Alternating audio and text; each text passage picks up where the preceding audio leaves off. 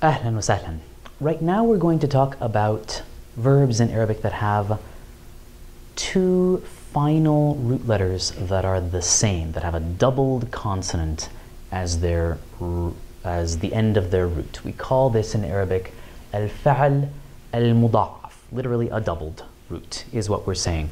And you probably already know several of these. The verb for like or love, ahabba, has two bas at the end of its root, or the verb hassa, meaning to feel, has ha, sin as its root, or the verb for getting yourself ready, ista'adda, has ayn and two dals as its root. And as you can see in these situations, huwa, conjugated for the past tense, these letters are often content to cohabitate together under one shadda. But sometimes there are irregularities. Some verbs that come from doubled roots are completely regular in forms 2, 3, 5, and 6. Nothing at all changes, and the conjugations, the vowels remain exactly the same. You know a couple of these, like to decide, qarrara, or to specialize, takhassasa.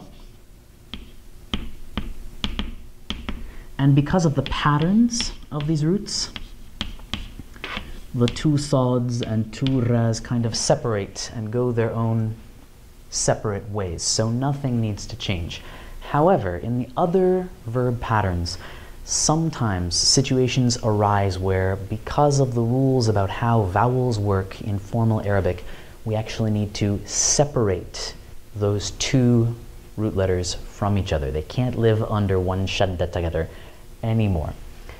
This is a great big chart. You can find it in other places, but what I want to draw your attention to is the situations where the last two root letters of this verb aren't together. The verb is dhanna, meaning to think, as in to believe something to be true.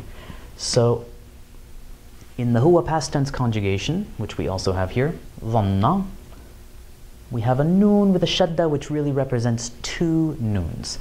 However, if I wanted to say I thought in the past tense, I would say dhanantu.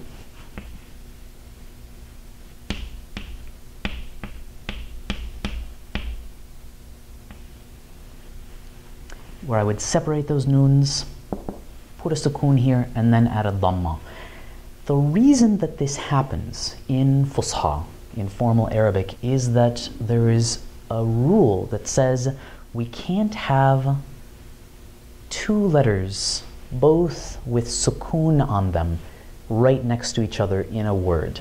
And ostensibly, if we were to try to put these two noons together under one shadda with a sukoon, they would both be there and they would both have sukoon. So for that reason, we need to separate them and add that fatha so that we don't violate this rule of phonetics in formal Arabic. You could attempt to memorize all 14 of these past tense conjugations, but there is a simpler way to do it, which is to recognize that all of the first person and all of the second person conjugations separate those last two root letters, and all of the third person conjugations, except for one, keep the noon, the pair of noons, the doubled consonants, together under one shadda. The only exception is the conjugation for hunna, the feminine human plural that we would use for talking about a group of women, where, again, because we have a conjugation with a sukoon before the suffix, it wouldn't quite work and we would have too many sukoons. So we would wind up saying dhananna, where, again, we've kind of separated them, and because of the conjugation, we've actually added a third noon, which is now living with the second noon of the pattern. In the present tense, we're almost in the clear. The verbs work almost exactly as they do in all the other situations that we know. The only exceptions, again, are the feminine plural conjugations, where because the conjugation would require us to have too many sukoons, we actually have to change the order of where the sukoon would be. We say, tadhnunna, you, feminine plural, think, or yadhnunna, they, those women, think or believe something. Two little wrinkles, two little exceptions. In colloquial Arabic, again, remember those rules are Fusha rules. In colloquial Arabic, we have a different but simple way of resolving the same thing. Instead of saying dhanantu in Levantine or Egyptian Arabic, I would say instead dhannate. And I would add an A sound. I would add a ya at the end of that doubled consonant. This is pretty consistent for all of our geminate or doubled verbs in Arabic.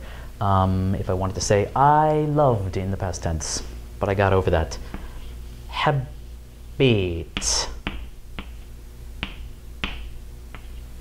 And I would just add that A sound to the end of my regular conjugation. Here, the rule is very consistent. If there are third-person conjugations, they don't have the A before the conjugation suffix. We would say she, hiya, she liked or loved, whatever it was, habbat. Or hum, habbu. But if it's first person or second person, I need to add that A before my past tense conjugation suffix. Other than that, all the rules are the same. It might seem intimidating that there is this exception, but realize that you have been using these verbs successfully for a long, long time. And all I've done is to present some exceptions where in formal writing or formal speech, we would need to make some slight adjustments.